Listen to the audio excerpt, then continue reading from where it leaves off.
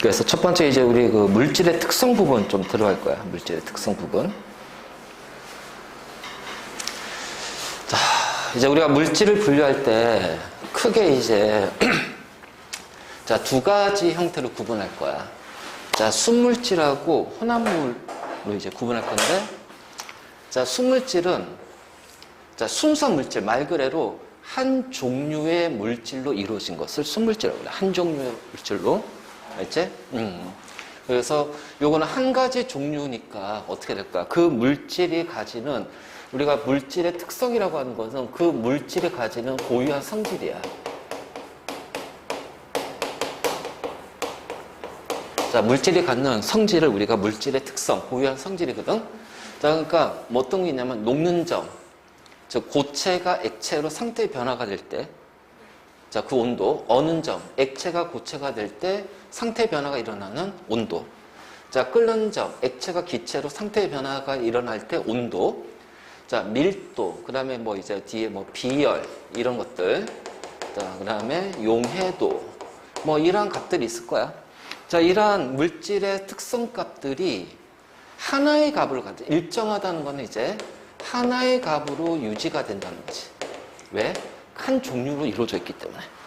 자, 우리는 이걸 이제 수물질이라고 그래, 수물질. 자, 혼합물은 두 종류 이상의 수물질이 섞여 있는 거예요. 그래서 두 종류 이상의 수물질이 자, 섞여 있다. 이거는 이제 다르게 표현하면은 우리가 이제 믹스, 섞여 있다는 거, 섞여 있다. 그래서 우리가 혼합물 얘기할 때 영어로는 믹스처라고 그래. 믹스처. 그러니까 섞여 있기 때문에 섞여 있는 요 순물질 간에는 화학 반응이 일어나지 않는다는 얘기야. 자, 섞여 있는 순물질 사이에는 화학 반응이 일어나지 않아. 그래서 순물질 간에는 화학 반응이 없기 때문에 각각의 물질이 그대로 유지가 되고 있어.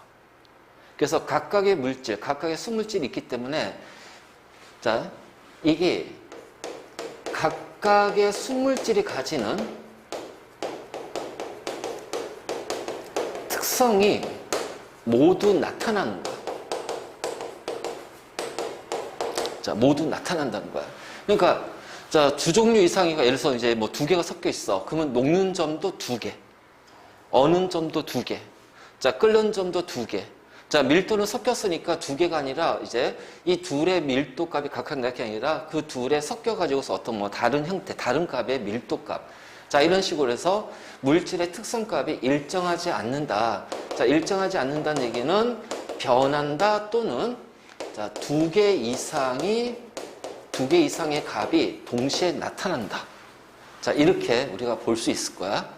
그래서 순물질하고 혼합물을 구분할 때 이제 이렇게 되는데, 예를 들어, 자, 물이라는 순물질이 있어.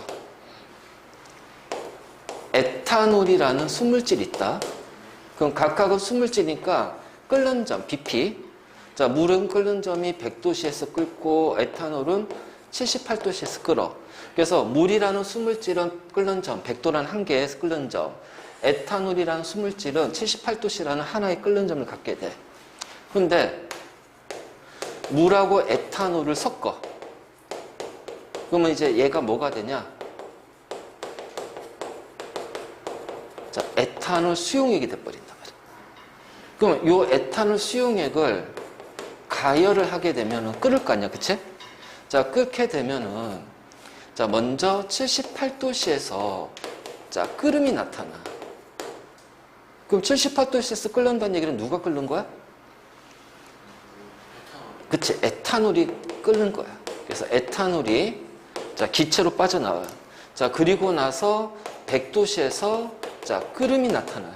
자, 그럼 이때는 누가 끓어? 그렇지, 물에 끓음이 나타나겠지. 그러니까 끓는 점이 어떻게 돼? 78도씨와 100도씨에 이 두 개의 끓는 점이 같이 나타나는 거야. 자, 그러면 이거는 뭐다? 자, 순물질이 아니라 혼합물이 돼버리는 거지. 그래서 혼합물은 순물질이 두 개 이상이 섞여 있다 보니까 자, 이 각각의 순물질이 가지는 각각의 순물질의 특징들이 나타나는 거지. 바로 이제 이런 거지. 그래서 우리가 물질을 분류할 때는 순물질하고 혼합물 이렇게 구분하는데, 자, 순물질은 다시 두 가지로 우리가 구분할 수가 있어. 호돈소 물질과 화합물로 구분할 수가 있다.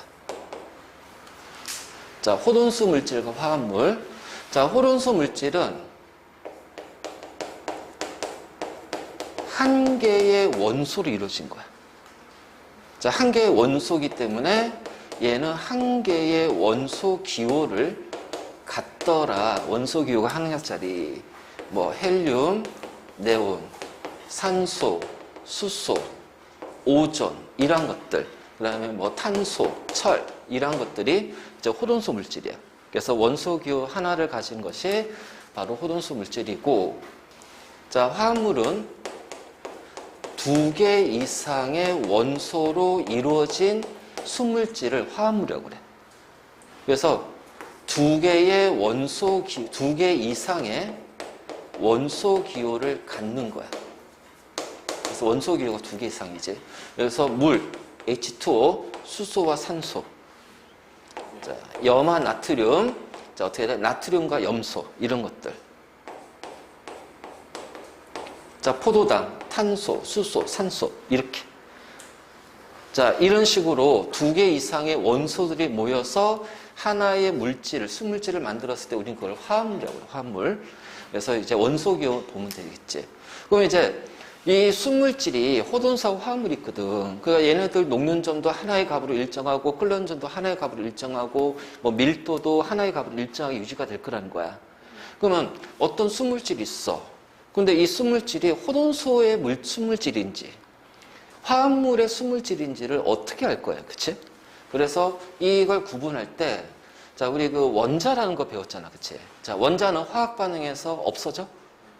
새로 만들어져? 아니잖아. 그치? 그러면 한 개의 원소는 한 종류의 원자로 이루어진 거야. 자, 그러다 보니까 이 호돈소 물질 같은 경우는 특징이 뭐냐면, 자, 이 호돈소 물질은 화학 반응에서 분해가 되지 않는다. 그래서 제일 먼저 우리 그 물의 전기 분해. 그치?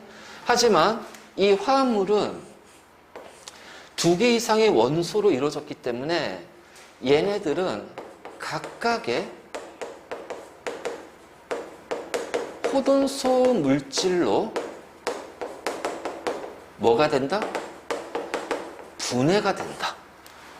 자, 분해가 된다. 그러니까 자, 이 물에다가 전기를 가하면 마이너스 극에서 수소, 플러스 극의 산소 이렇게 발생하겠지. 그래서 이렇게 분해된다. 그러니까 각각의 호돈소로 분해됐다는 얘기는 아, 이 물이라는 거는 수소와 산소로 이루어진 화합물이구나.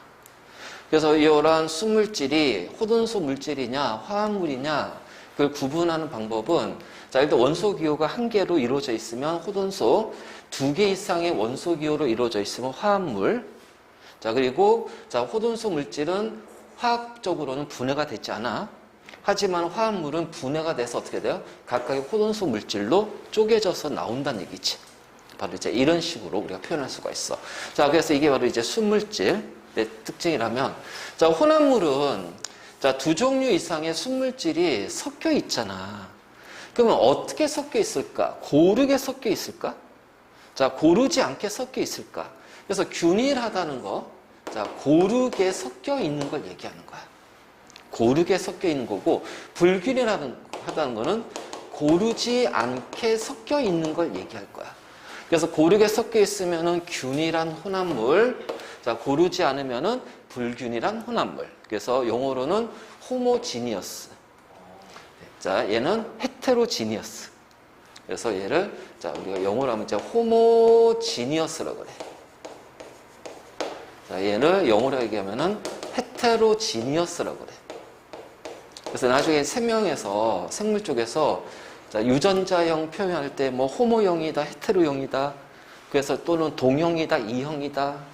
막 이렇게 나와. 멘델의 유전 법칙에서. 그래서 이런 식으로 하게 되면은 여기가 이제 같은 거니까 얘는 호모형. 자, 이렇게 표시하면 얘는 서로 다른 유전자가 붙어 있으니까 얘는 헤테로형. 그래서 동형, 이형 이렇게 이제 표현할 거야 나중에. 자, 어쨌든 간에 고르게 섞여 있다, 고르지 않게 섞여 있다. 바로 이제 이런 건데.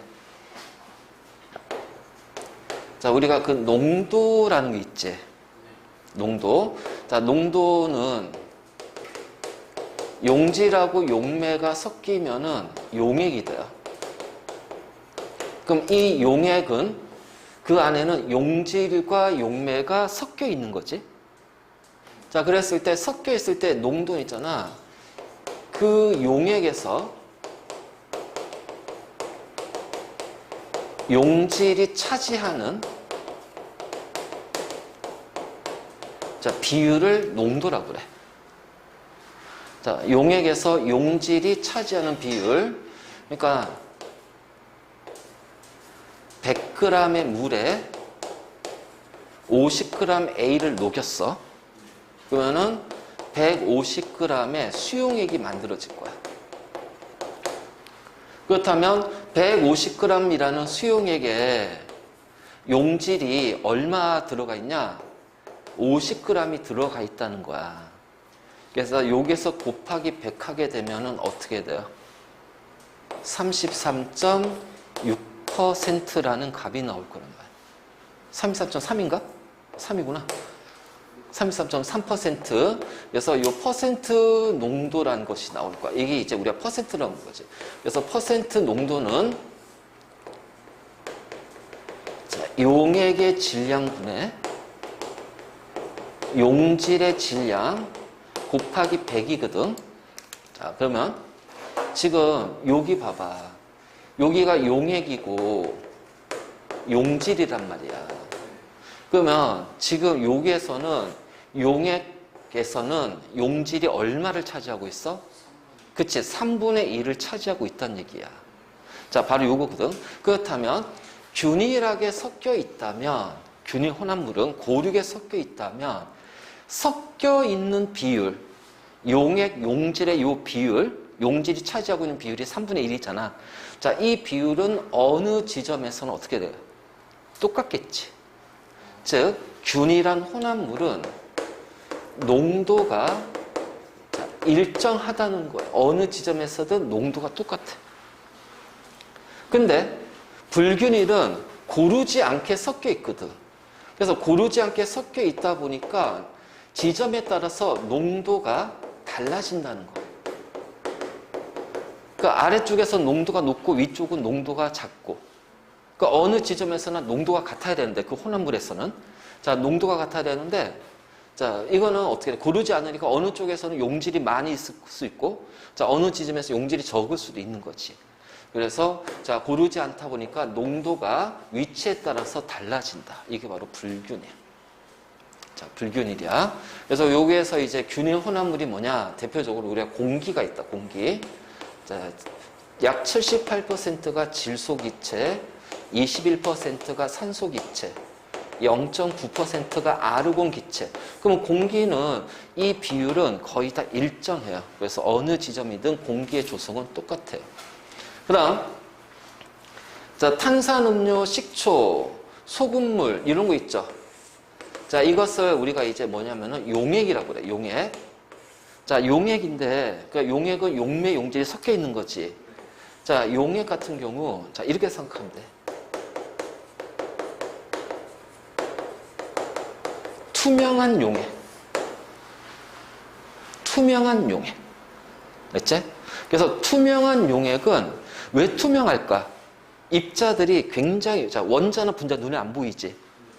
그러니까 얘네들이 눈에 안 보이는 요 입자들이 고르게 섞여 있다 보니까 투명해지는 거야. 그래서 투명한 용액이란 것은, 용액에서 투명한 용액은 고르게 섞여 있다. 그래서 어느 지점이든 농도가 똑같다. 자, 이렇게 우리가 표현할 수가 있어. 자, 스테인리스 같은 경우는, 자, 얘는 철, 니켈, 크로뮴을 섞어 놓은 합금이거든. 자, 얘네들도 마찬가지로 합금은 이 섞여 있는 비율이 똑같아. 왜냐하면 열을 가해서 녹인 다음에 액체 상태로 만든 다음에 섞어. 그러니까 액체 상태에서 어떻게 고르게 섞인 다음에 다시 고체로 만들다 보니까 고르게 섞여 있다. 그래서 합금도 뭐가 된다? 균일한 용액이 된다. 균이랑 혼합물이 되는 거야. 균일, 혼합물. 그래서 균이라는 것은 바로 이런 의미를 가지고 있다. 그래서 첫 번째, 자, 어느 지점에서 농도가 일정해야 돼. 농도가 일정해야 돼. 자, 그러니까 그러니까 입자들이 섞여 있는 비율이 늘 똑같다는 거야. 그 다음에, 그래서 거기에서 하나가 이제, 요거, 공기. 그래서 요 비율은 일정하다는 거지. 그치? 그리고 철과 니켈, 크로미움의 요 섞여 있는 비율도 늘 일정하다는 거야.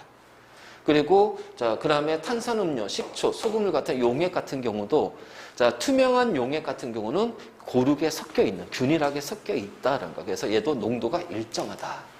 하지만, 불균일한 용매는 고르지 않잖아요. 농도가 다르잖아요. 그 지점에 따라서 섞여 있는 비율이 다르다는 거야.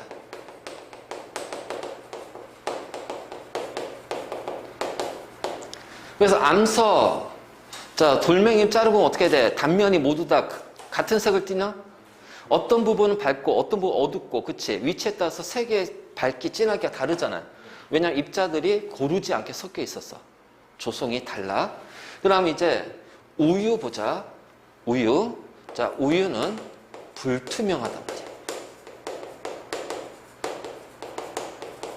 그래서 불투명한 용액이기 때문에 자, 고르지 않게 섞여 있는 불균이란 거야. 알지? 자, 다음 과일 주스나 흙탕물 있죠. 자, 과일 주스하고 흙탕물 있지. 자, 얘네들 가만히 놔두면 어떻게 생겨? 그렇지, 침전물이 생긴단 말이지. 그러니까 침전물이 생기니까 이렇게 두면 여기에 이제 가라앉잖아요. 그럼 여기랑 어떻게 돼요? 섞여 있는 비율이 다르잖아요. 그래서 이렇게 침전물이 생기는 거, 과일 주스, 흙탕물도 있고, 그다음 또 뭐가 있냐면 석유. 특히 이제 우리 원유라고 하죠, 원유. 자, 이런 것도 여기에 해당이 되고, 원유. 그 다음에 또 하나가 우리 혈액. 그래서 혈액 같은 경우 이제 바닥에 이렇게 가라앉는 것이 우리가 혈구라고 그래, 혈구. 적혈구, 백혈구, 혈소판. 그러면은 요게 이제 액체 상태로 떠 있는 부분이 있겠지. 여기를 혈장이라고 그래, 혈장. 그래서 이런 식으로 이제 침전물이 생긴다.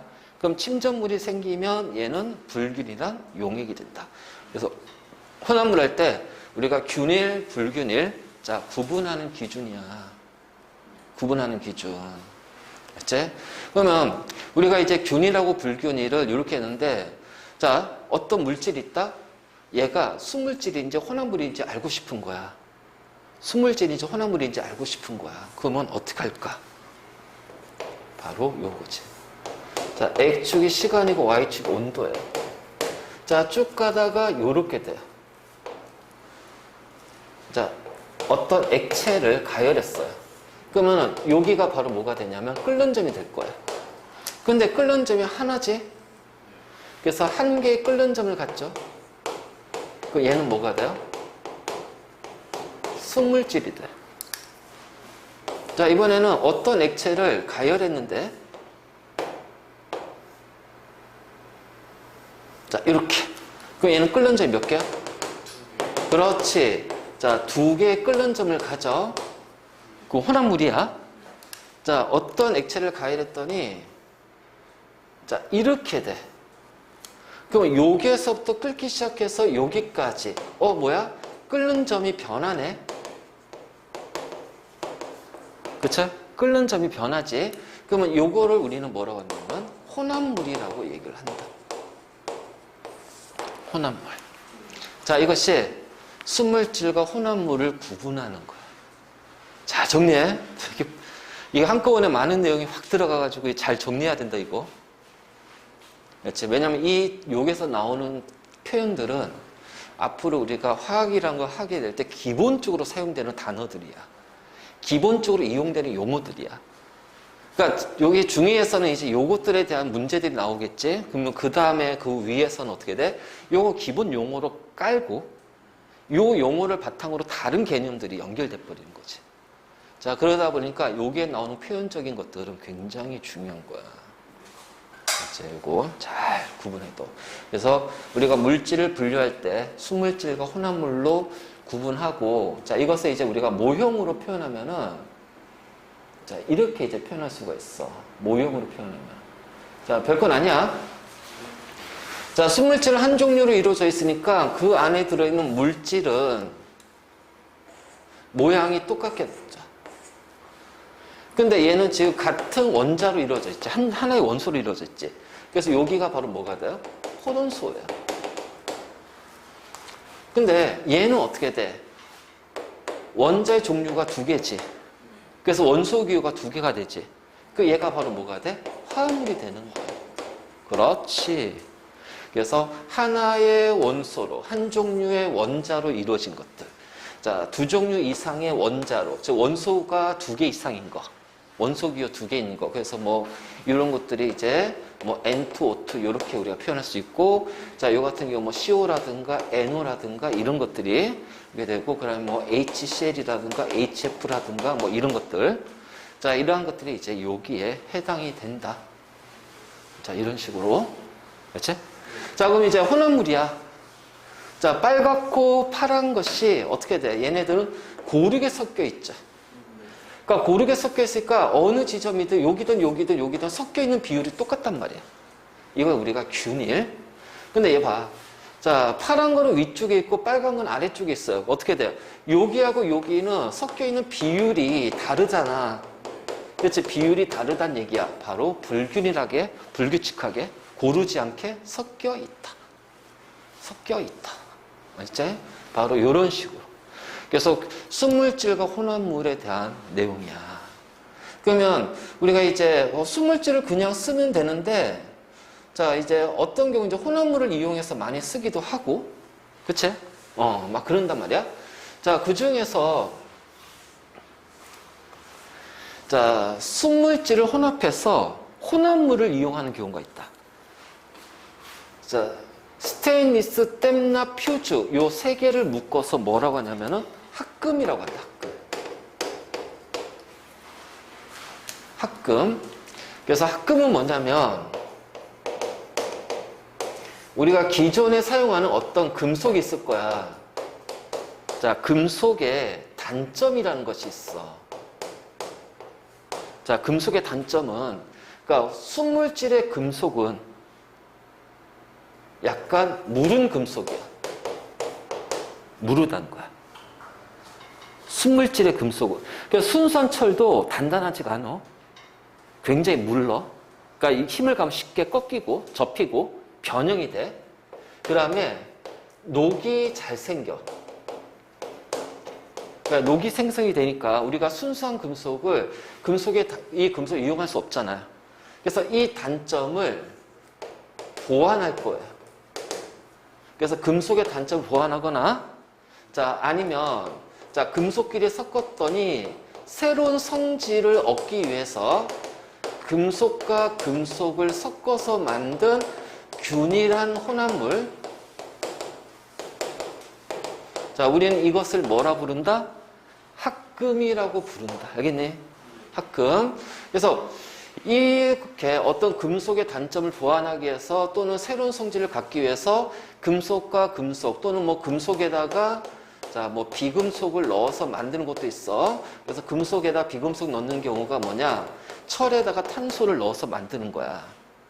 이게 강철, 연철, 선철.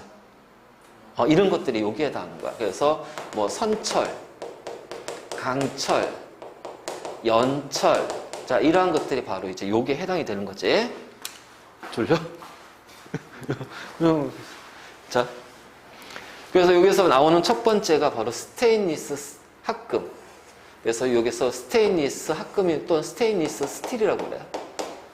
그래서 철과 크로미움, 거기다 더해서 니켈 같이 섞어요. 그래서 이게 녹이 잘 슬지 않고 그 다음에 굉장히 단단하단 말이에요. 그래서 우리 조리기구라든가 여러 가지 도구라든가 이런 데 많이 사용이 된다.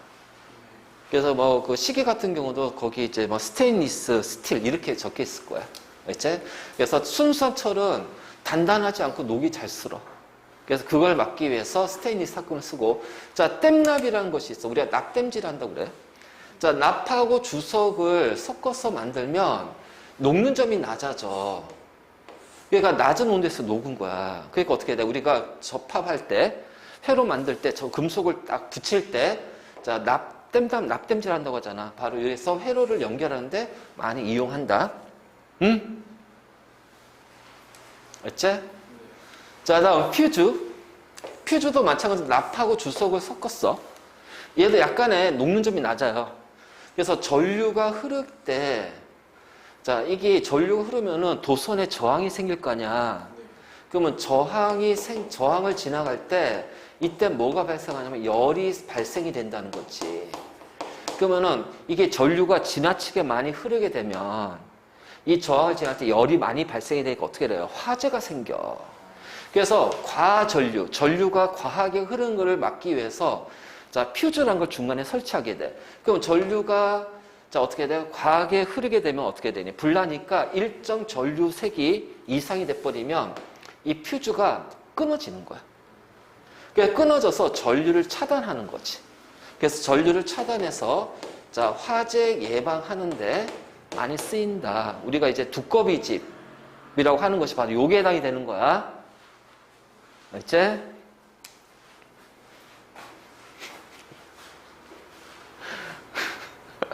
어떡하지? 어? 왜? 긴장이 풀렸어? 아니야. 긴장해야 돼. 봐봐. 너의 그 꿈이 뭐냐? 어? 그치. 엔지니어지. 엔지니어도 굉장히 많아. 그치. 뭐 그 전공의 분야에 따라서. 그래서 우리가 쉽게 말해서 공대라고 하는 것이 바로 엔지니어야. 엔지니어. 알죠? 그래서 화학공학은 케미컬 엔지니어, 케미컬 엔지니어링, 화학공학 이렇게 얘기한단 말이야. 그러니까 엔지니어는 공대잖아. 그러면 이제 그거 가면 이제 너 이제 고등학교 올라갈 거냐? 그치? 자, 그럼 공대에서 어느 공대 가고 싶어? 자, 우리 이제 포스텍도 있고 그 다음에 이제 카이스트도 있고, 그치? 포스텍 카이스트 기본적으로 특화된 거. 그 다음에 이제 우리의 그치? 스카이도 있고, 그 다음에 자 뭐가 있어? 성대, 한양대, 그 다음에 이제 시립대도 있고, 경희대 여러 가지 있을 거야. 그럼 어쨌든 여기 가려면, 일산에서 여기를 가려면, 반에서 1, 2등 해야 돼. 전교권이 돼야 돼. 솔직히. 그치? 그렇잖아. 그러면 이 고등학교 가가지고 이제 이거 가기 위해서 이제 경쟁을 해야 된단 말이야. 자, 내신을 따야 되겠지? 그리고 수능을 봐야 되겠지? 이 두 개를 같이 해야 돼. 왜냐면 너희 때는 이제 다 50%야. 그래서 우리가 내신 이건 이제 수시를 얘기할 거야. 수시. 수능 보기 전에 대학을 지원하는 거야. 내신 가지고. 그래서 이제 그러면 이 내신은 고1 때부터 시작이라는 거야. 수능은 고3 때 시작이고. 그러니까 이제 중학교 때 공부량, 그래서 내가 자꾸 너 기본적인 것부터 계속 체계적으로 자꾸 얘기하는 게, 지금 우리가 배우는 요 내용이 그대로 중3, 고1, 이렇게 넘어가면서 고등학교 내신, 그 다음에 고1 때 배우는 1학년 고1 과학이 수능 과목이란 말이야. 그러니까 이게 다 포함이 돼 있는 거거든. 그러니까 자꾸 이제 그런 거거든. 자, 그래서 어떤 공부적인 측면은 그렇게 가면 돼. 그리고 그 다음에 뭐냐면 공부하는 습관이야. 습관. 지금까지 습관은 굉장히 좋아. 잘 잡아놓고 있어. 그래서 이대로 가면 내 장담해도 너 고등학교 때 전교권까지 들어갈 수 있어. 이대로만 계속 유지하면. 그건 내가 장담할 수 있어. 그럼 여기 다 갈 수 있어. 네가 원하는 데 골라서 간단 말이야. 알지? 그러니까 그 습관 있어야 되고. 근데 이 습관 잡는 게 되게 힘들어. 그래서 항상 집중해야 되고, 물론 이제 힘들 땐 쉬어야 되겠지. 그런 것도 있긴 하겠지만, 자, 그런 것들이야, 그런 것들. 그래서, 힘들면 피곤할 때는 하는데, 근데 긴장은 가급적이면 풀지 마. 늘 항상 긴장 상태. 그렇다고 해서 그거에서 너무 심한 스트레스는 줄 필요는 없어. 그러니까, 쉴 때는 쉬고, 할 때는 할. 내 말 이 얘기야. 할 때는 빡세게 집중해서 하고, 쉴 때는 그냥 확 쉬어버리고. 그러단 말이야. 쉬는 것도 아니고, 하는 것도 아니고, 이 상태는 굉장히 위험한 거야. 위험한 거야. 그래서 집중력, 그러니까 선택과 집중이야, 입시는. 근데 지금은 이제 집중하는 연습을 많이 하고, 그 다음에 공부하는 양도 점점 늘어가요. 고등학교는 이것보다 이제 거의 한 1.5배에서 2배 더 많은 시간을 우리가 투자를 해야 되거든. 자, 그러다 보니까 그것들이 한꺼번에 생기지 않아. 한꺼번에 생기지 않아. 그러니까 그거는 시간이 필요한 거야. 오랫동안 연습이 필요하고 네 몸이 거기에 적응이 돼야 돼. 그래서 그런 것들이 이제, 그러니까 수업하는 동안 긴장은 풀지 마, 절대로. 그 끝나고 나서 집에 가서 쉴 때는 그때 긴장 풀고 쉬어. 그러니까 이 연습 많이 하라고, 이 연습. 알지? 그거는 네가 스스로 마인드 컨트롤 할 수 있는 부분이야. 근데 연습을 해줘야죠. 자, 부동액. 물은 순물질이잖아. 자, 우리가 언다라는 것이 뭐냐면은 액체 입자 간의 인력에 의해서 액체 입자들이 이렇게 단단하게 인력에 의해서 붙어버리는 거야. 그래서 규칙적인 모양을 배열해서 규칙적인 모양을 가지고 있으면 그게 고체가 되는 거거든. 근데 만약 여기가 이제 물은 0도씨에 얼지? 근데 우리가 자동차 냉각수라는 것이 있어. 냉각수. 자, 그러면은 뭐냐면 엔진의 온 뜨거워지니까 위험하잖아. 과열되니까. 그래서 물을 통해서 이제 물의 증발열, 기화열을 이용해서 낮추는데, 문제는 겨울철에 온도가 막 영하 10도, 20도 떨어지잖아. 그 냉각수가 얼게 되면 이 엔진을 어떻게 돼요? 그치, 냉각을 못 시킨단 말이야. 그러다 보니까 이 냉각수가 겨울철에 얼면 안 되거든. 그래서 여기에 다른 놈을 집어넣어줘요. 혼합물을 만들어요. 그럼 이렇게 들어가 버리면 어떻게 돼? 얘가 물 사이 인력을 방해하는 거지. 그러니까 방해하니까 어떻게 돼? 얘가 얼기 위해서는 더 강한 인력이 필요할 거야. 더 강한 인력이 필요해. 자바당의 힘이 필요해. 근데 이 더 강한 인력이 된다는 얘기는 더 강한 인력이 돼야지 어떻게 돼? 고체로 된다는 거야. 그래서 고체가 된다는 거지. 그럼 더 강한 인력이 되려면 어떻게 될까? 온도가 더 낮아져야 돼. 그러니까 어느 온도가 어떻게 돼? 더 내려간다는 거야. 그래서 물과 에틸렌 글리콜을 혼합하면은 물의 어는 점이 낮아진다는 거야. 그러니까 더 낮은 온도에서 얼게 되니까 겨울철에도 이 냉각수는 얼지 않는단 말이야. 그래서 우리가 부동액이라고 하고, 그래서 물과 에틸렌 글리콜, 그래서 에틸렌 글리콜 하게 되면 냉각수 이렇게 생각하면 돼. 자, 그다음 염화칼슘이라는 단어 나오는데 이거 진짜 많이 나와요. 염화칼슘. 자, 염화칼슘은 뭐냐면은 자, 물을 흡수하는 성질이 있어. 그래서 눈 오기 전에 도로에다가 물을 뿌려. 그러면 어떻게 돼? 염화칼슘을 뿌리게 되면 눈이 물로 바뀌어요. 그래서 얘를 흡수해 뿌린단 말이야. 그러면 물이 되니까 염화칼슘하고 흡수하게 되면 어떻게 돼? 염화칼슘 수용액이 되는 거야. 내가 그랬잖아. 물에다가 무언가를 넣어주면 이 물 사이의 인력을 방해하기 때문에 더 낮은 온도에서 얼게 된다. 그러니까 얘도 어떻게 돼? 수용액이 되니까 어는 점이 낮아진다.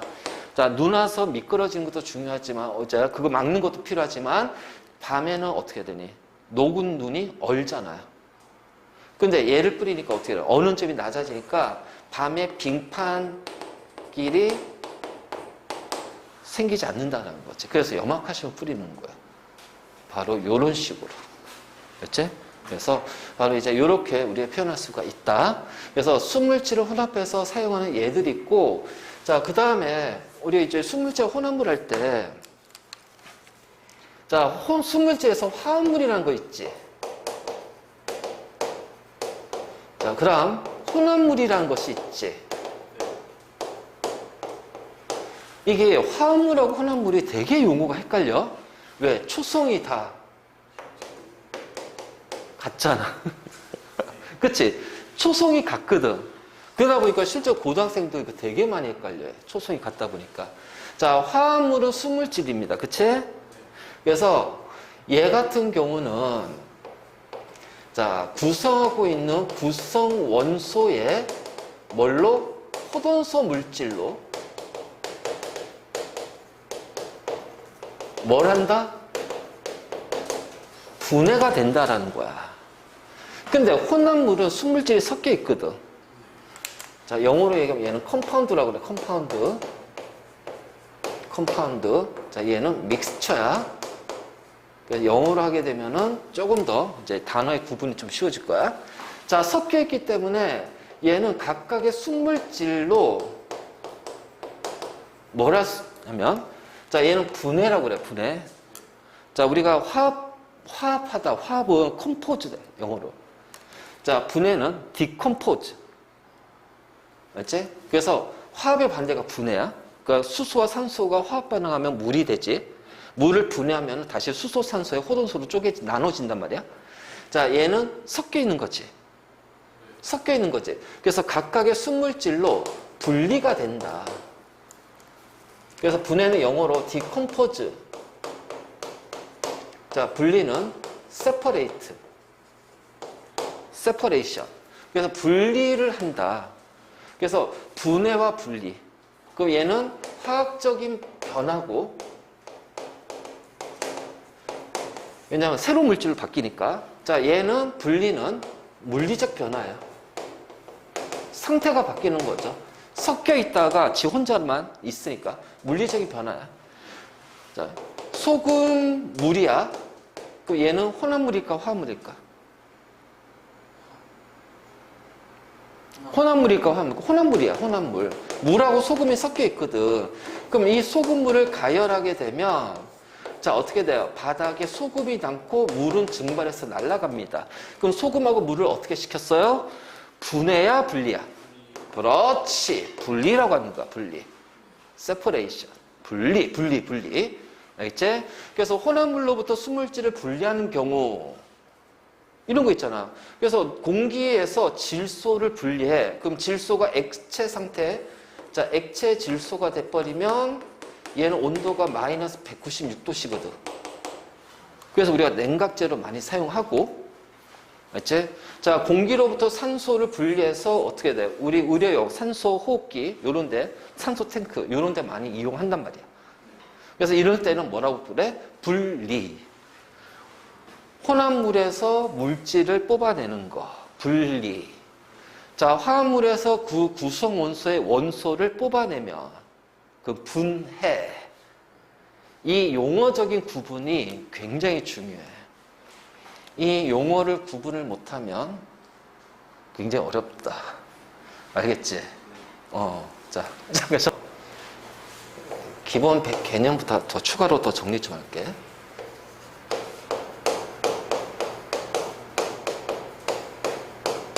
자, 우리가 물질의 성질이라고 하는 게 있어. 자, 물질의 성질하게 되면 크게 우리가 두 가지로 표현이 돼. 하나는 화학적 성질. 자, 또 하나는 물리적 성질. 자, 그 화학적 성질이 뭘까? 뭘 화학적 성질이라고 할까? 그러니까 그것을 묶어서 우리가 뭐라고 그래? 화학 반응. 그러니까 화학적 성질은, 자, 바로 화학 반응이야. 그래서 그 화학 반응이 어떻게 일어나는지. 그러니까 이런 거지. 아, 이 물질의 화학적 성질이 뭐냐? 그럼 이 물질의 화학 반응이 어떻게 일어나냐? 반응성이 어떻게 되냐?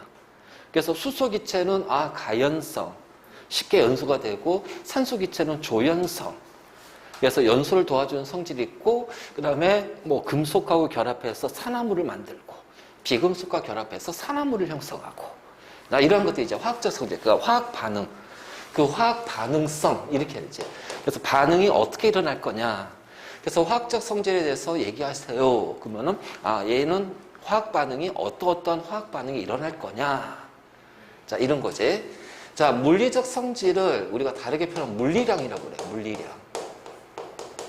그럼 이건 뭐냐면, 쉽게 말해서 우리가 측정할 수 있는 측정값이야.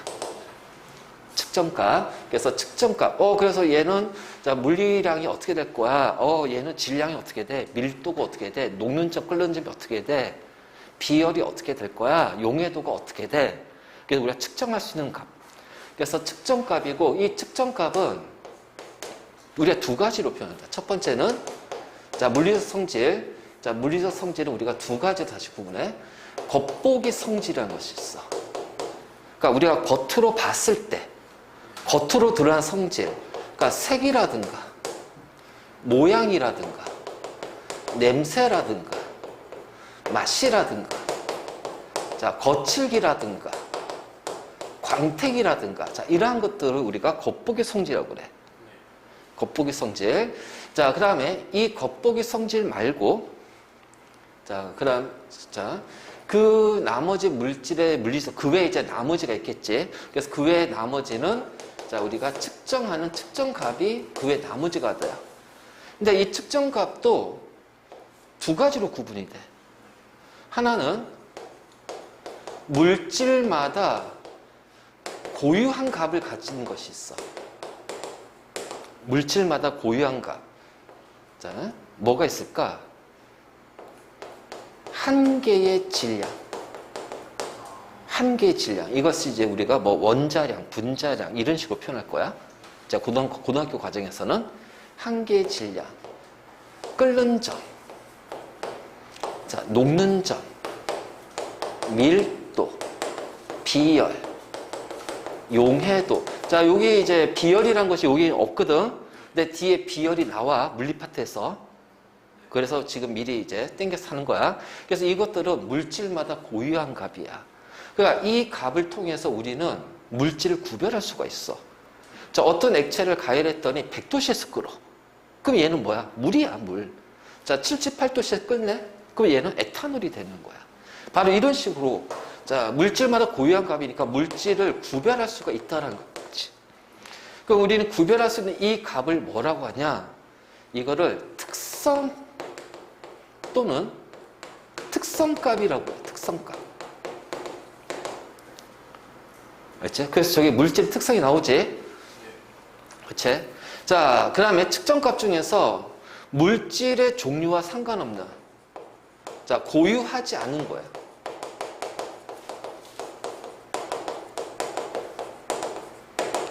그러니까 종류의 영향을 안 받아요. 자, 뭐가 있을까요?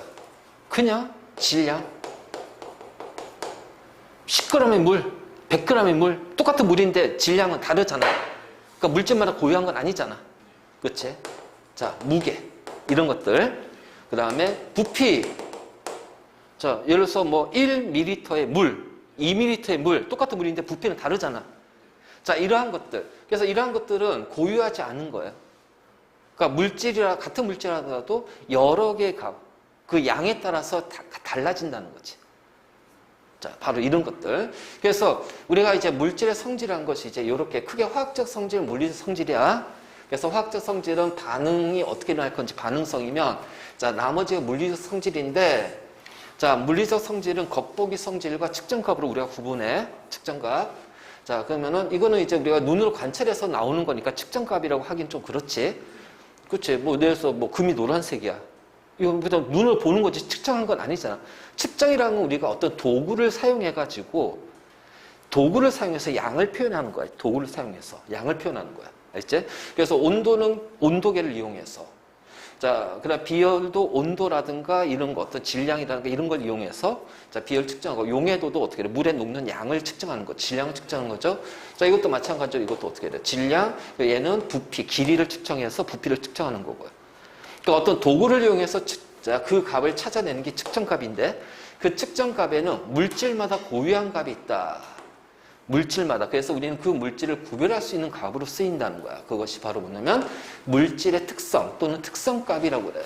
그래서 물질의 특성, 물질의 양과 관계없이 일정하다, 다시 말해서 고유하다라는 거예요. 고유하다. 알지? 고유하다. 그래서 얘는 우리는 물질을 구별할 수 있는데 사용할 겁니다. 자, 일단 색깔, 맛, 냄새는요, 얘는 겉보기 성질이에요. 겉보기 성질이, 알겠네? 자, 은백색을 띈다고 해서 전부 다 은은 아니야. 나트륨도 은백색이고, 마그네슘도 은백색이고, 철도 은백색이야. 그래서 이런 것도 이제 겉보기 성질이고, 우리가 얘기하는 물질의 특성값은 밀도, 용해도, 녹는 점, 어는 점, 끓는 점, 비열. 자, 이러한 것들을 우리가 실질적으로 물질의 특성값이라고 그래. 그래서 이걸 통해서 구별을 할 수 있는 성질이 바로 요거고, 자, 물질의 특성값이 아닌 거는 자, 종류와 상관없이 그냥 양에 따라 달라지는 거야. 부피, 질량, 무게, 그 단순하게 온도, 길이, 넓이, 농도, 마찬가지 이런 것도 어떻게 돼? 같은 물질이지만 여러 개의 값을 가질 수가 있다. 그래서 이건 고유한 값이 아니기 때문에 고유한 값이 아니란 얘기야. 바로 이제 이런 식으로 우리가 표현할 수가 있지.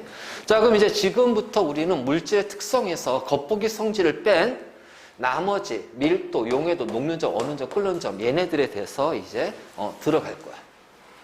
이제 자, 그래서 먼저 끓는 점인데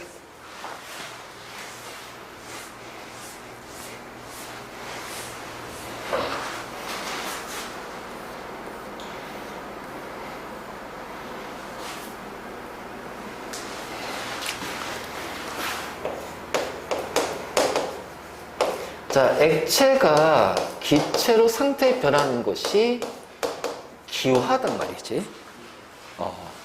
그래서 이런 식으로 상태 변화인데, 자, 기화에는 첫 번째 증발이라는 것이 있어.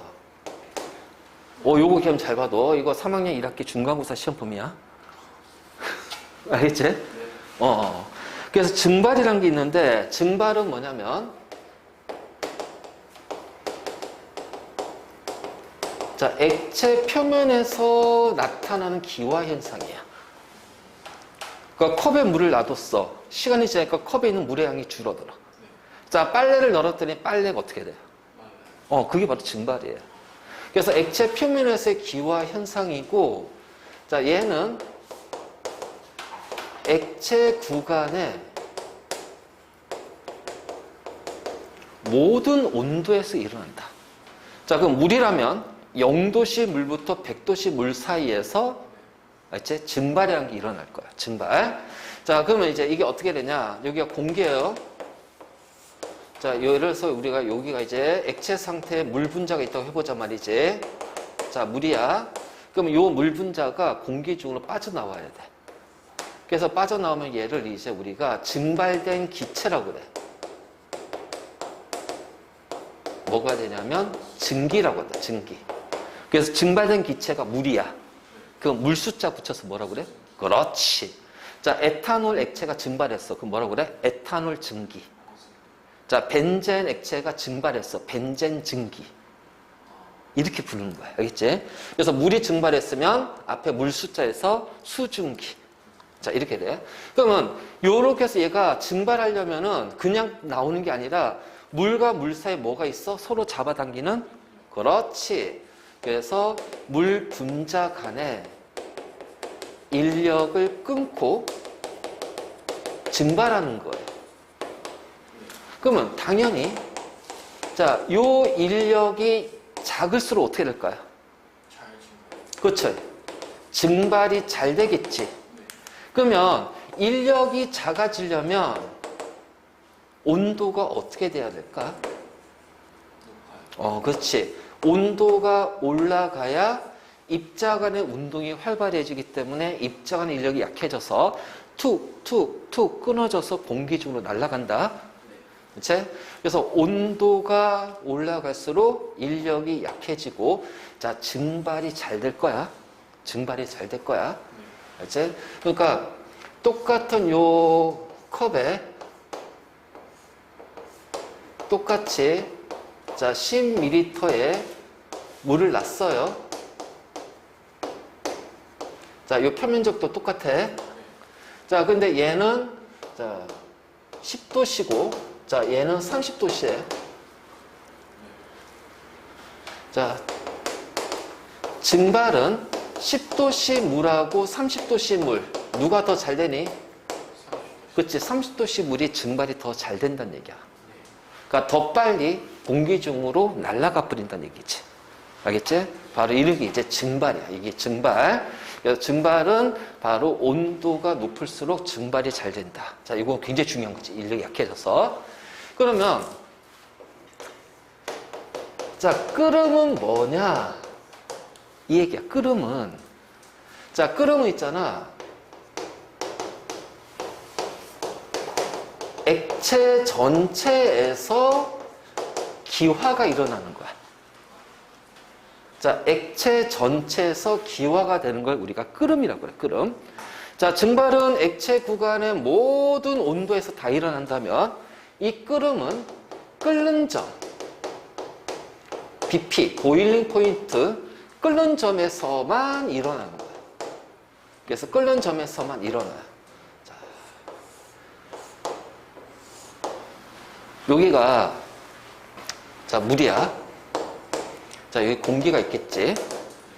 자, 그러면은 자, 여기가 지금 이제 25도씨 물이라고 해보자 말이지. 그럼 25도씨에서 어떻게 돼요? 요 분자 간의 인력이 딱 끊어지면서 증기가 만들어지겠죠. 그래서 표면에 있는 얘네들은 이제 수증기로 자, 빠져나갈 거야. 그럼 내부에 있는 물도 어떻게 돼요? 이렇게 수증기가 만들어져요. 근데 얘는 그냥 이 상태로 빠져나갔지만 얘는 이렇게 빠져나가려고 하는데 잘 봐라.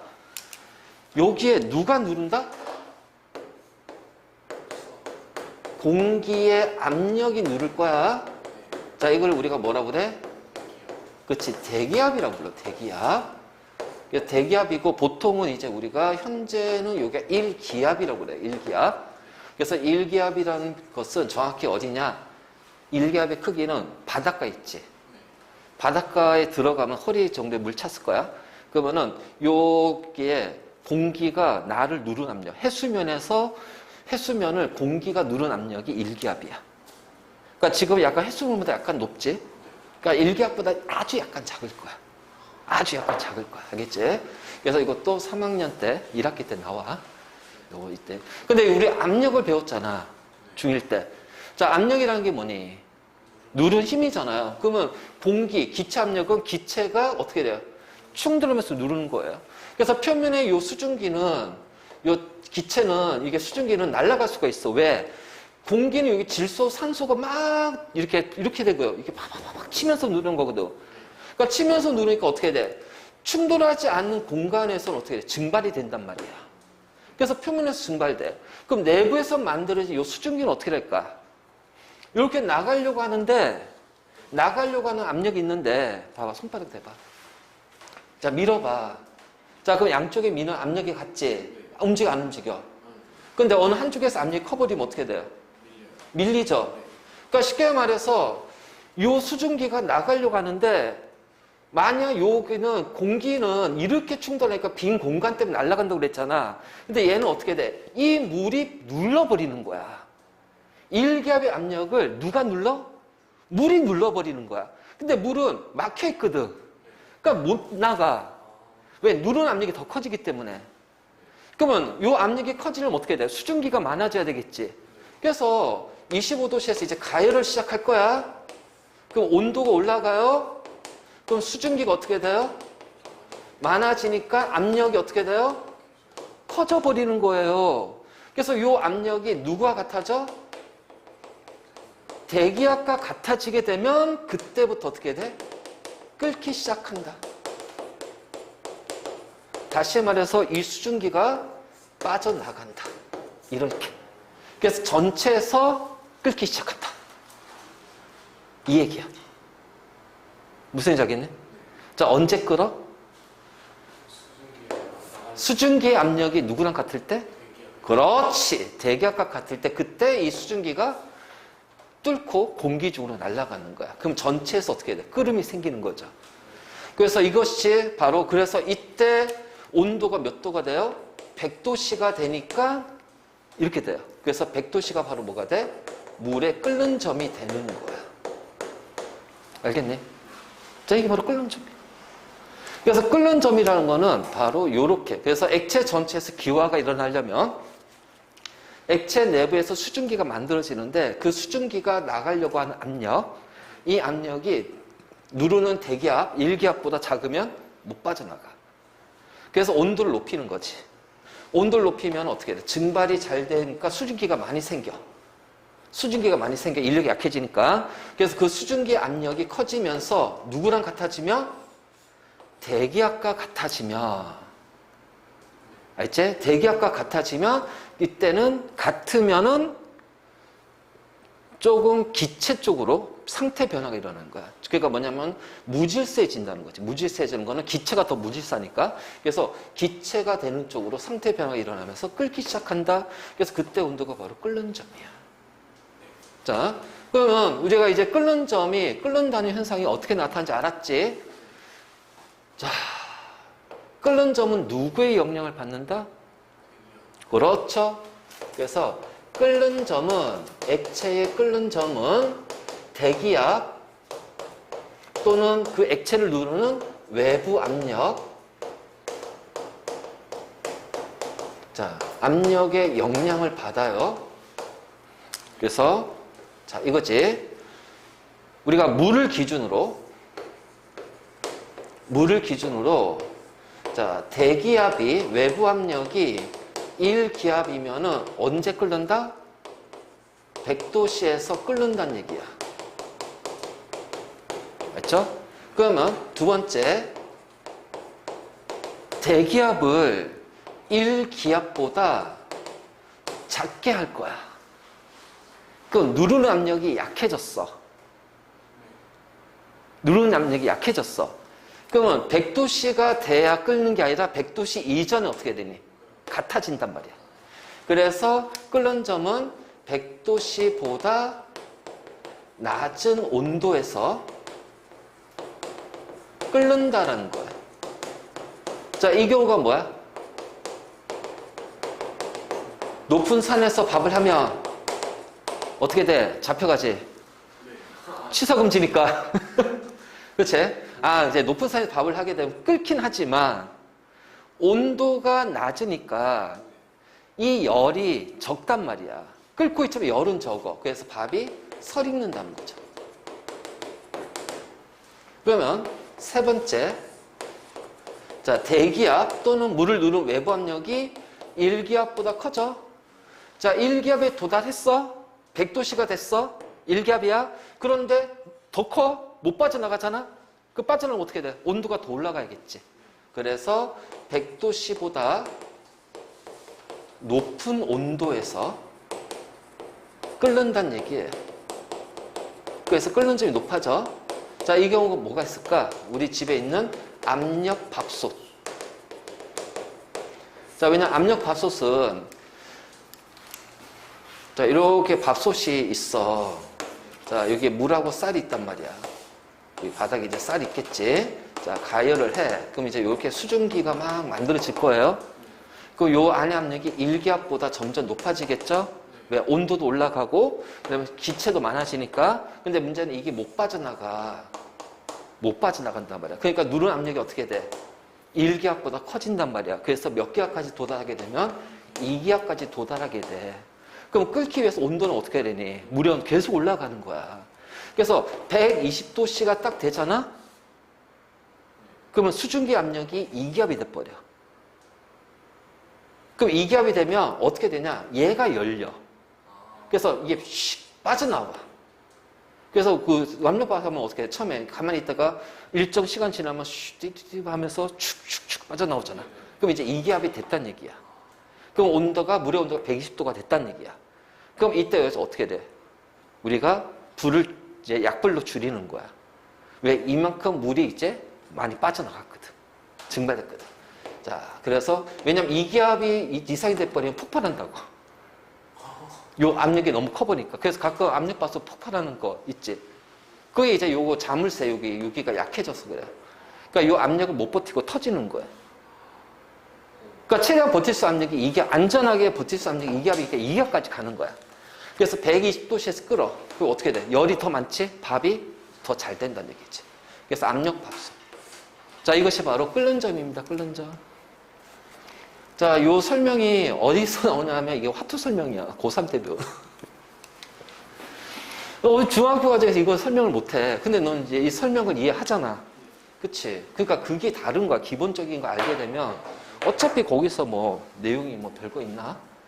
자, 그래서 우리가 이제 끓는 점 보면, 자, 끓는 점 당연히 물질의 특징이고, 자, 끓기 위해서는 그 액체 간의 인력의 영향을 받잖아.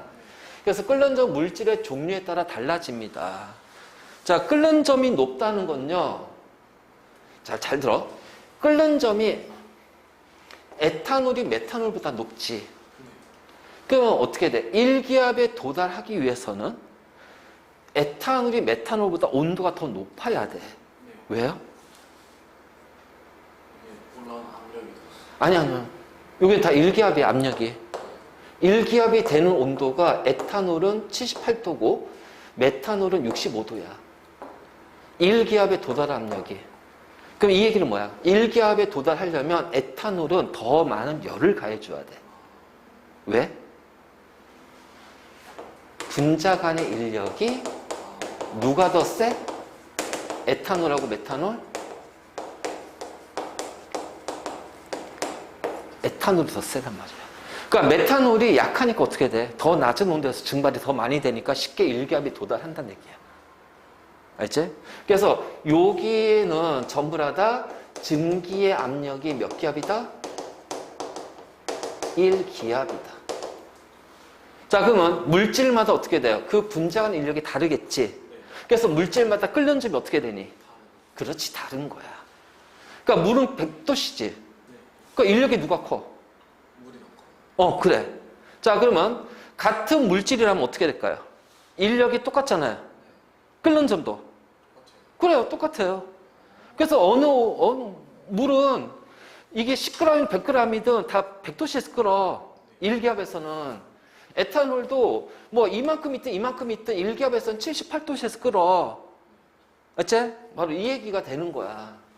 그래서 끓는 점 물질의 종류에 따라서 다르다. 왜? 인력이 다르기 때문에. 그래서 1기압에 도달하는 온도가 다르다는 거야. 인력이 강할수록 증발이 더 안 되니까 1기압에 도달하려면 더 높은 온도, 더 많은 열을 흡수해야 된다는 거지.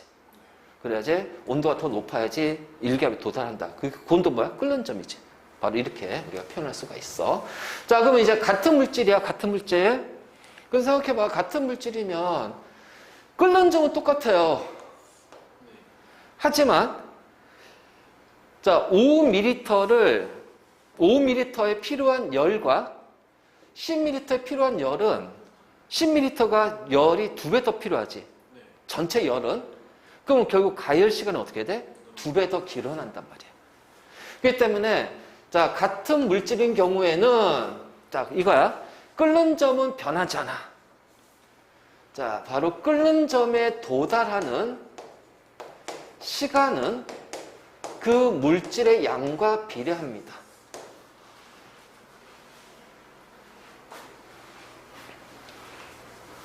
그래서 물질의 양이 2배면 끓는 시간도 2배.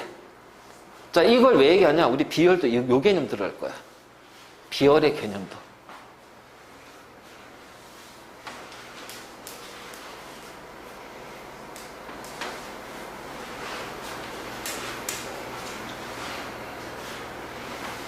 자, 그래서 여기에서는 같은 대기압에서 자, 액체의 끓는 점은 누구와 비례한다? 인력의 세기와 비례한다. 그래서 누가 더 인력이 크냐? 누가 더 끓는 점이 높냐? 자, 바로 이 관계 성립이 된다. 자, 우리 이제 끓는 점 이해됐지? 자, 이게 바로 이제 끓는 점이야. 그래서 순물질은, 그러니까 여기서 기준 이제 물질 다 순물질이에요, 순물질. 자, 순물질 기준으로 이제 표현할 거야. 그래서 이제 가끔씩 나오는 게 이제 요거지. 그럼 당연히, 자, 어떻게 돼? 똑같은 액체니까 끓는 점이 똑같죠? 끓는 점이 똑같으니까 같은 액체고, 근데 이제 끓는 점이 도달하는 시간이 어떻게 돼? 얘가 기니까 일로 갈수록 질량이 많다. 자, 질량이 많다. 물질의 양이 많다.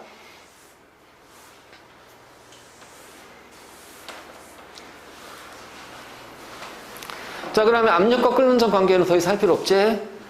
자, 외부 압력이 높아지면 그 수증기, 증기 압력도 같이 높아져야 되니까 온도가 더 높은 온도가 되는 거야. 더 높은 온도에서 끓는 거야. 자, 그럼 외부 압력이 낮아지면 자, 끓기 위한 그 수증기, 증기 압력도 같이 낮아지겠지? 그럼 온도가 더 낮은 온도에서 끓는단 말이야. 그래서 끓는 점이 올라가고 끓는 점이 내려가고. 자, 압력 밥솥, 자, 그 다음에 높은 산. 바로 이 얘기거든. 자, 그럼 요거를 이제 우리가 하나 실험을 한번 해볼게. 자, 이런 둥근 플라스크에다가 물을 넣고 가열을 해요. 그렇죠? 자, 끓기 시작하면, 자, 끓기 시작하게 되면은 입구를 막고 가열을 중단할 거야. 알지? 자, 압력은 1기압에서. 그럼 이제 이건 다 거꾸로 이렇게 해. 그럼 물이 여기까지 올 거야. 맞니? 자, 그럼 이 온도는 약 100도씨가 될 겁니다. 이제 조금씩 이제 온도가 떨어지겠죠. 가열을 중단했으니까. 자, 이쪽에다가 찬 물을 뿌릴 거예요. 또는 차가운 수건을 덮을 거예요. 어떤 현상이 일어날까? 아니요. 자, 이 안에 공기도 있겠지만은 뭐도 있니? 수증기도 있겠지. 그럼 찬물이 있으면 어떻게 돼요? 수증기가 액화가 될 거야. 그러면은 수증기가 액화되니까 자, 이렇게 쑥 들어가잖아. 그럼 이 안에 외부 압력은 어떻게 돼? 낮아진단 말이야. 그 이제 온도 100도씨에서 이제 온도가 대략 한 뭐 95도씨로 떨어졌다고 해봐. 그 압력이 낮아지면서 95도씨 압력에 딱 도달했어. 그러면 95도씨의 수증기 압력과 외부 압력 95도, 자, 이 수증기 압력 이거 똑같아졌어. 그러면 이때 어떻게 돼요? 자, 끓기 시작해요.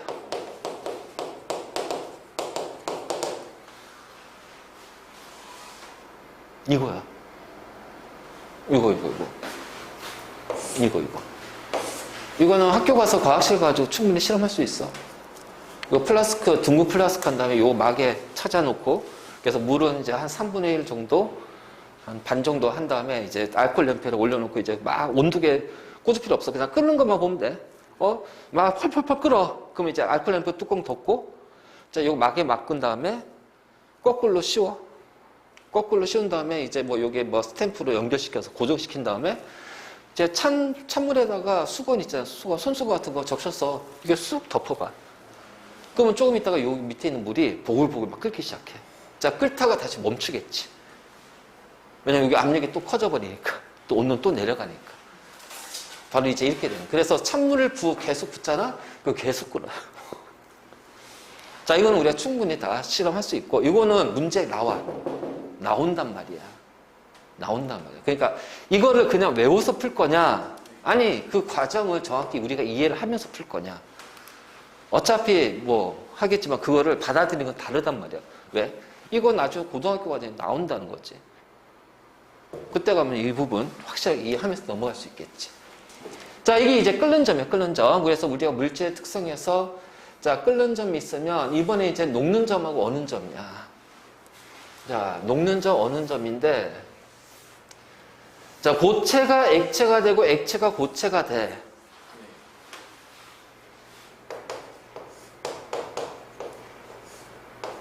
그러면 고체가 액체되고 액체가 고체되는 거는 자, 서로 어떻게 돼? 왔다 갔다 하는 거죠. 그래서 우리가 조금 더 유식하게 되면은 고체가 액체가 되는 오른쪽으로 가는 것을 우리가 정이라고 할까? 정반응. 자, 그럼 액체가 고체가 되지.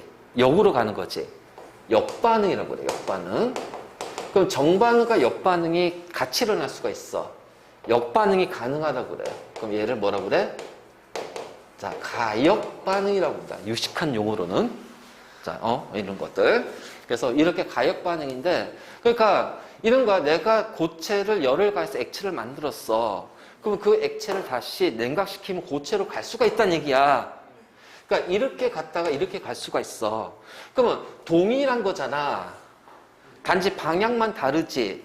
그럼 이때 온도나 이때 온도는 어떻게 돼? 같은 온도에서 상태 변화가 일어날 거란 얘기야. 같은 온도에서 자, 고체가 액체가 되거나 액체가 고체가 되거나.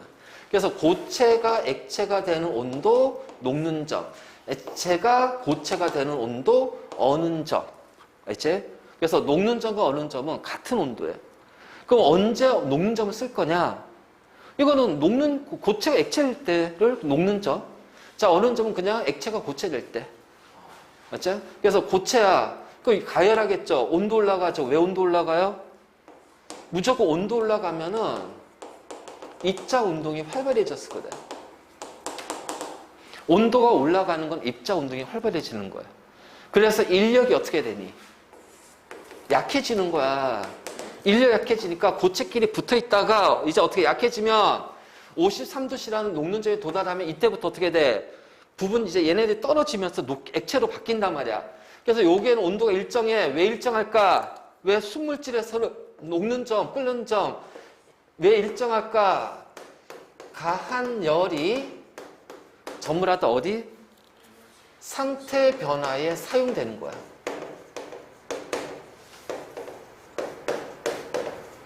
그러니까 여기는 열은 분자 운동에 사용이 되는 거야. 입자 운동에.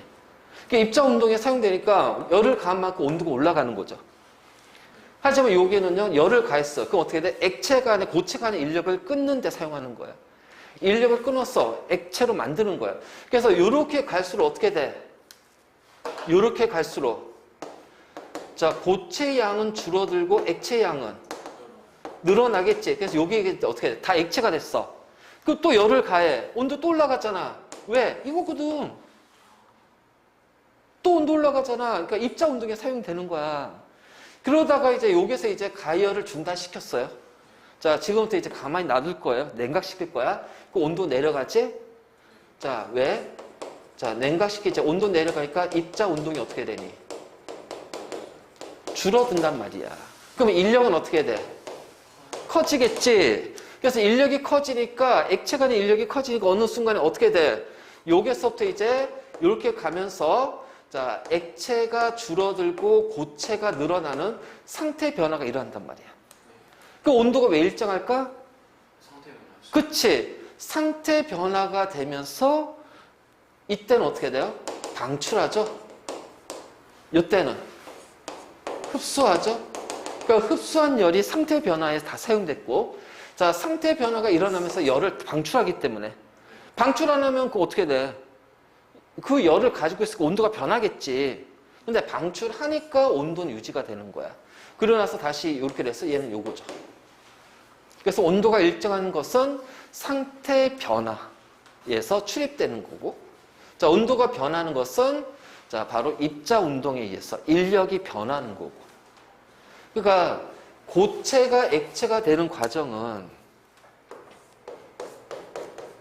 인력이 약해지는 거야. 입자 간의 거리가 멀어지는 거야. 자, 액체가 고체가 되는 거는 인력이 커지는 거야. 입자 간의 거리가 짧아지는 거야. 그러니까 여기에서 이제 어떻게 돼? 온도가 낮은 쪽으로 내려가죠? 얘는 온도가 높아지는 쪽으로 올라가겠죠? 줄여야 되니까 바로 이제 이렇게 되는 거지.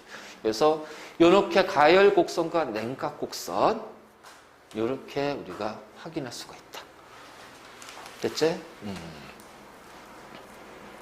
나 이 그래프는 그렇게 해놨잖아. 자, 그럼 이제 녹는 점과 끓는 점 물질의 상태인데, 잘 봐라. 이게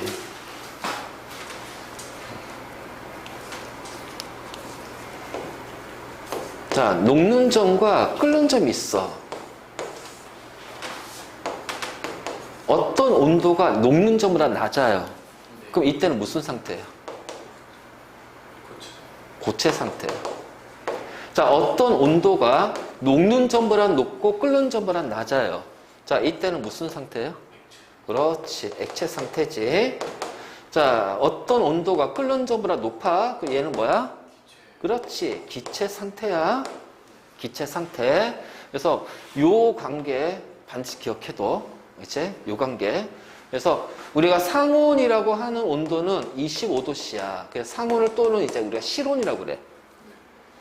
룸 템퍼러처. 현재 있는 이 공간의 온도. 이 온도를 이제 실온이라고 하는데 이걸 25도씨. 그러면 녹는 점이 25도씨보다 낮아요. 그 얘는 무슨 상태예요? 그러니까 녹는 점이 25도씨보다 높아. 그치? 그럼 얘는 25도씨에서 무조건 무슨 상태? 고체 상태, 고체. 그래서 25도씨에서 수은 액체 상태로 존재합니다. 액체 상태로 존재해요. 그러면 수은의 녹는 점은 25도씨보다 높은 거니 낮은 거니? 낮은 거지. 자, 25도씨가 녹는 점보다 높으니까 수는 무슨 상태? 액체 상태가 되는 거거든. 그치? 자, 바로 이 얘기야, 이 얘기. 그리고, 자, 온도가 25도씨가 녹는 점보다 높고 끓는 점. 그래서 물은 0도씨. 자, 여기는 100도씨니까 물은 뭐가 돼? 액체 상태로 존재하는 거야. 자, 기체 상태는 25도씨가 끓는 점보다 높은 거지. 그래서 산소 마이너스 180, 4도씨, 질소 마이너스 196도씨. 그러면 25도씨에서 25도 얘네보다 다 크잖아. 그러니까 25도씨 얘네 전부 다 뭐야? 기체 상태가 된단 말이야. 자, 수소 같은 경우는 236도씨인가 아마 그럴 거야. 자, 어쨌든 바로 이렇게 되는 거지. 자, 다시 이제 우리가 녹는 점 끓는 점 가지고 자, 하나 더 추가로 얘기하면 자, 액체를 가열할 겁니다.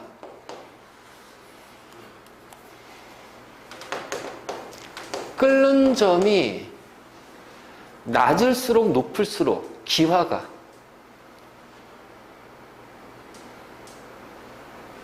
자, 액체를 가열할 거예요. 자, 끓는 점이 낮을수록 높을수록 그렇죠? 낮을수록 기화가 잘 된다. 자, 그러면 자, 기체를 냉각시킬 거야.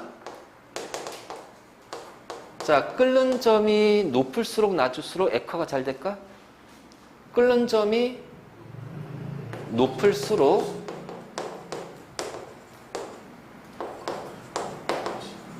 자, 액화가 잘 된다. 끓는 점이 높을수록. 자, 이 개념 이해했지? 자.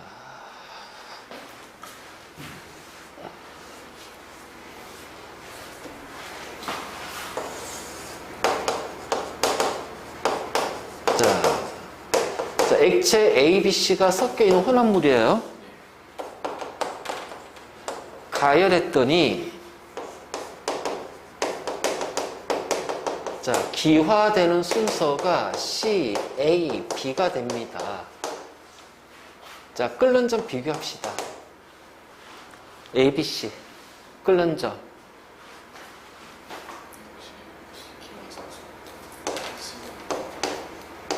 맞아? 끓는 점이 낮은 것이 먼저 기화되는 거야. 끓는 점이 낮은 것이 먼저 기화되는 거야. 알지? 그래서 먼저 기화되니까 얘가 끓는 점이 제일 낮아. 그 다음에 낮아. 얘가 제일 높아. 알지? 자.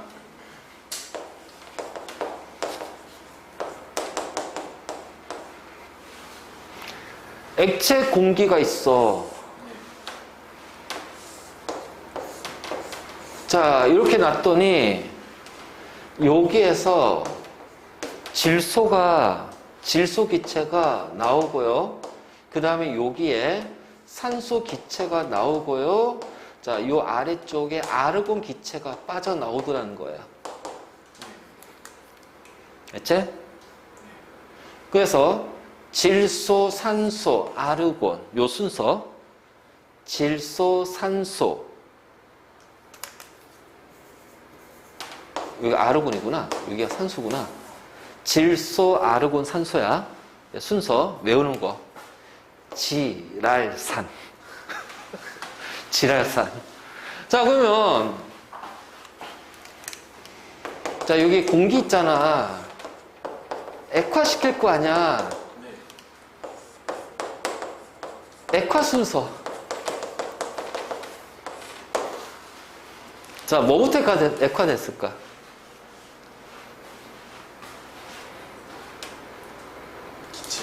산소 기체. 산소, 그 다음에 아르곤, 그 다음에 질소. 그렇지.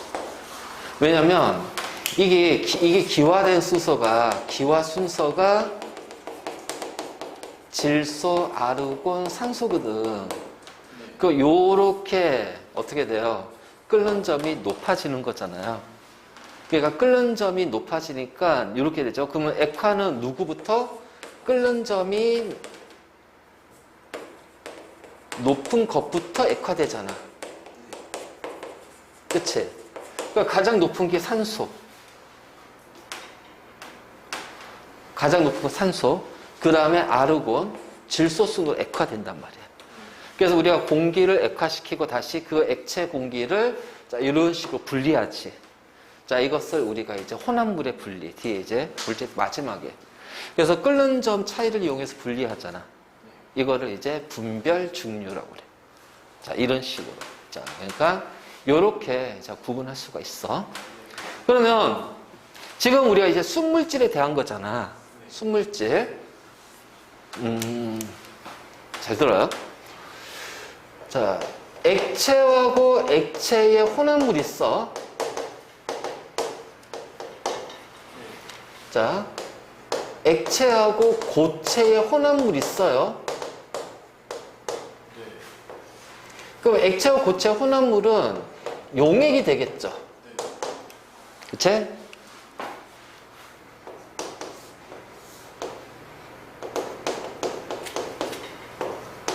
자, 얘는 이렇게 된다. 알겠지? 그래서 여기가 A고 B인데 여기에 A, B 이렇게 돼요.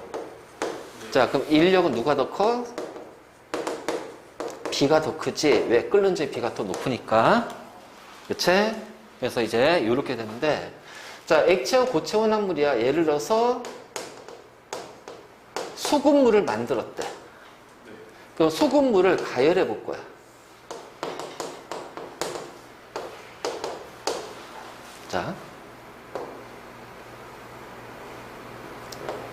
자, 이게 요렇게 된다.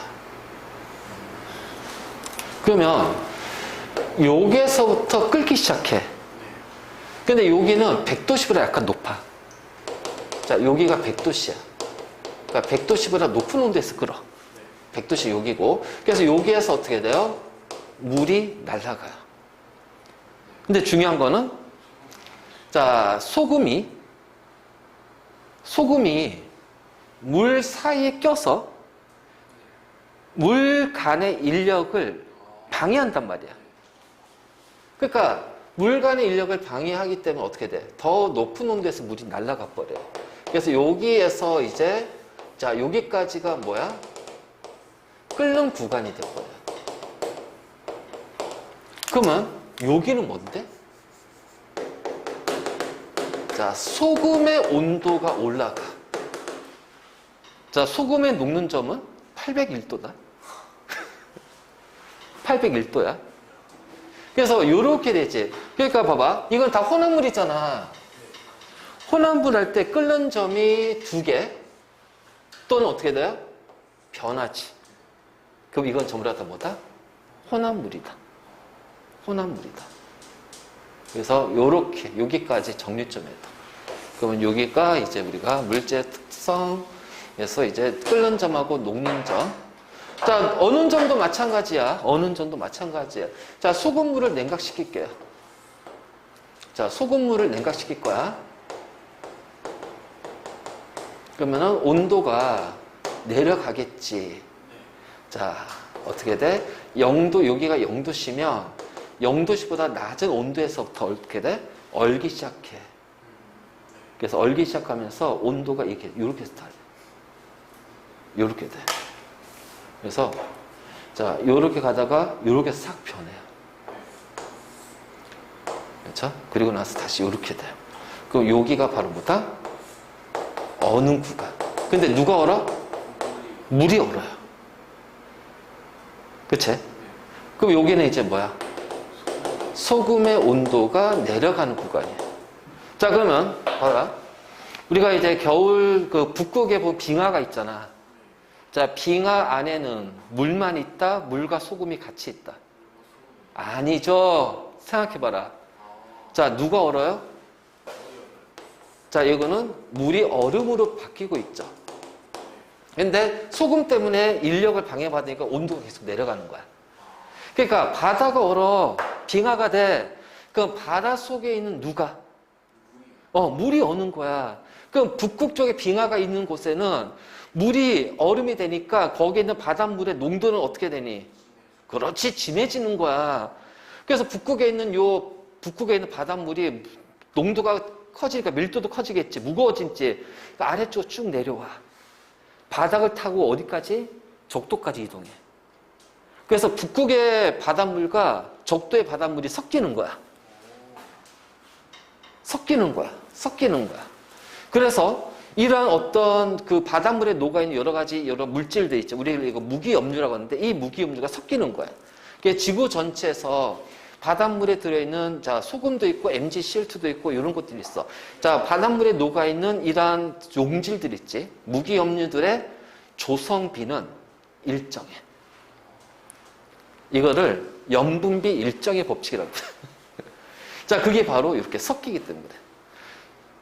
그러니까 여기서 끝나는 게 아니라 우리가 앞으로 배울 모든 과학에 대한 기본 베이스가 다 여기서 시작이 되는 거야. 요거가 다 설명이 되는 거야. 그치? 자꾸 이거 해주는 이유가 나중에 네가 물리를 할 수 있고 생명도 할 수 있고 지학도 할 수 있고 화학도 할 수 있거든. 내가 지금 방금 얘기한 그거는 지구과학 파트란 말이야. 그 지학 파트에 그게 왜 그렇게 되냐? 그거 있잖아. 이게 바로 요거 때문에 그래. 그러니까 근본적인 이유를 이제 내가 알고 있고 그것의 현상을 이해를 하면 그 나중에 가서 쉬워진다는 거지. 그러니까 이런 연습을 많이 해야 되는 거야. 지금 당장에 요거 하나하나를 외우는 게 아니라 하나하나 외우는데 급한 게 아니라 이 과정에 의해서 어떻게 연결시킬 수 있는지. 그러면 나중에 이것들이 쌓이면 너의 과학적 지식이나 문제풀이 능력 이런 것들은 엄청나게 넓어지고 스펙트럼이 확 넓어지는 거야. 굉장히 많이 도움이 되지. 알겠지? 자, 여기까지가 요거야. 그래서 숙제는 우리 교재 그냥 녹는 점, 어는 점까지 풀어오면 된다. 알겠지? 자, 됐니? 오늘은 여기까지.